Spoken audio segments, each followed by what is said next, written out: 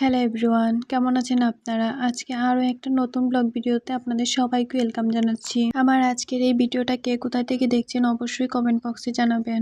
আলহামদুলিল্লাহ, আজকে ষষ্ঠ রমজান শেষ হলো। প্রতিটা রমজানই মাশাআল্লাহ অনেক অনেক বেশি ভালো কাটছে। আজকে ঘুম থেকে উঠেই চলে এসেছিলাম বাবার বাসায়। আমার কাজিনের মেয়ে মানে আমার ভাগ্নির বার্থডে ছিল, সে উপলক্ষে আসা। বাসায় ছোটখাটো একটা মিলাদ মাহফিল এবং বাসার সবাই একসাথে মিলে ইফতারের আয়োজন করা হয়েছিল। আয়োজনে কি কি করলাম এবং সারাদিন কেমন কাটলো সবকিছুই থাকছে আজকের এই ব্লগ ভিডিওতে। যাই হোক, এদিকে প্রথমেই আমি সবকিছু মাখিয়ে নিয়েছিলাম। আলুর চপ, বেগুনি, সবজি বড়া, ডালের বড়া সবকিছুই মাখিয়ে রেডি করে নিয়েছি। সবকিছু রেডি করা থাকলে রান্নাটা কিন্তু তেমন একটা ঝামেলার হয় না।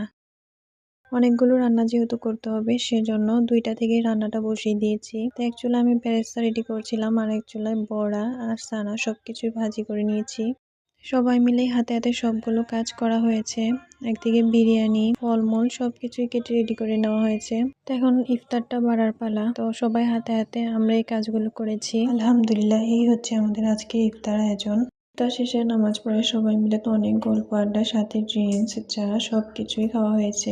তো এরপর সবাই তারাবি পড়তে চলে গিয়েছিল। তারাবি পড়ার পর ছিল কেক কাটার পালা। তো সবাই মিলে বাচ্চারা অনেক মজা করেছে এবং কেক কেটেছে। আর এই হচ্ছে আমার ভাগ্নি হুমায়রা বুড়ি, যার জন্য আজকে এত আয়োজন।